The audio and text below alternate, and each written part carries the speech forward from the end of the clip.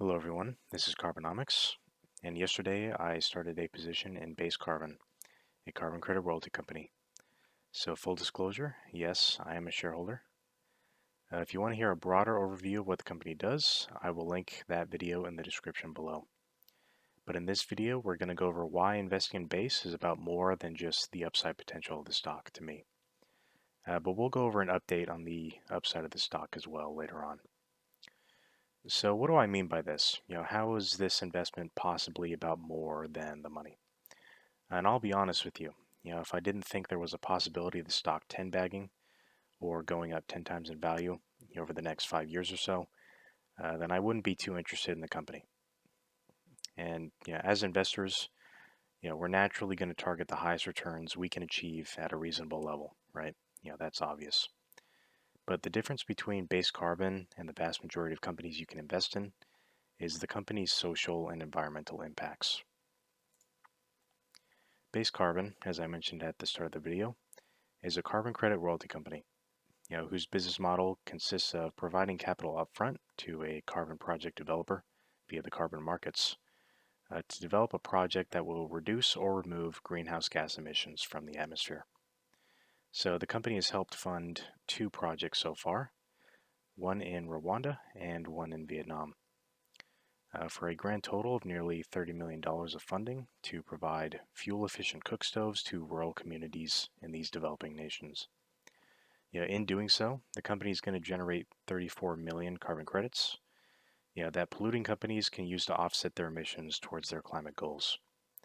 So the carbon markets are creating a financial incentive and surrounding market infrastructure to develop initiatives that help the environment and the surrounding communities as well. Or in the case of cook stove projects, the main goal is to directly affect and aid impoverished communities. These projects are so crucial at this point in time because there are an estimated 2.8 billion people still cooking over polluting fires, a large factor in the rise of carbon emissions. Not only does this contribute to climate change, but this inefficient and uncontrolled way of cooking food or sanitization leads to a variety of issues in these communities. The water is not safe to drink in many cases. The pollution and smoke in the air are dangerous to the people living there, and poor sanitation leads to the spread of life-threatening diseases. But the diseases themselves aren't even the worst part, because that household pollution is the leading cause of premature death in these areas. So this is an issue that cannot be understated, and it is definitely damaging the lives of billions of people globally. So both of Base Carbon's projects are providing cook stoves to those in need, but their first project in Vietnam is also handing out water purifiers. Base is providing the project developer, SIPCO, with $20 million to fund the distribution of 850,000 fuel-efficient cook stoves and 364,000 water purifiers to families in rural Vietnam. In total, the project is expected to benefit over 1 million households. So this is a massive social impact, dramatically improving the lives of some of the most vulnerable communities. And additionally, the project is partnered with the Women's Union of Vietnam to provide distribution, education, and support for those receiving the products. As you can see here, over 300 people are employed to produce these cook stoves. So the project is creating jobs as well at the same time. And this is for devices that end up reducing the CO2 emitted by 85%, dramatically increasing the purification of the water these families drink, and reducing their fuel costs by up to 70%. The second cook stoves project, Base's funding, is in Rwanda, with nearly $9 million committed to Del Agua Group, producing 250,000 cook stoves. And the project will provide ongoing education and support to participating households as well. While Base is providing additional funding, Del Agua has already been operating in the region previously, influencing as much as 3 million lives and counting, avoiding 9 million tons of CO2 emissions, and so many more social benefits. Among them being reducing emissions exposure among children by 27%, reducing household air pollution by 73%, and obviously, purging most of the bacteria out of the boiled water to reduce disease. And it's all truly remarkable and something to be proud of for sure. And this is an investment that truly helps make a difference in the world at the same time. So, after discussing all the good things the company's doing, where are we on the financial valuation? Well, in September, BMO published a research report where base was at 43 cents Canadian at the time. We're trading at around 50 right now, so it's pretty similar valuation. And BMO's price target was $1.25, so nearly a triple from this level.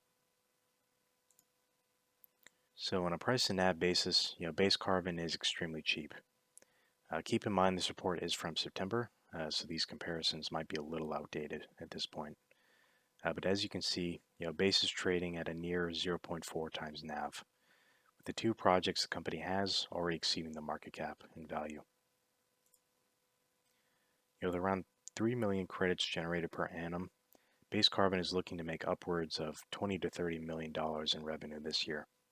The best part, expected free cash flows of around $15 million. So it really is incredible how all this positive environmental work can be done while being fantastic investments and driving revenues at the same time. These figures include the company's current two deals, but Base does have plans to expand its portfolio as well.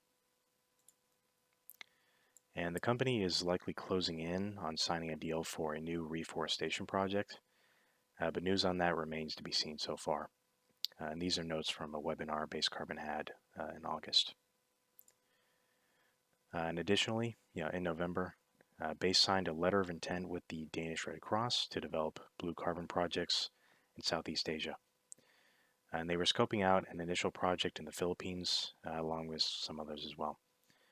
So there are multiple avenues for the company to look at for new projects at the moment.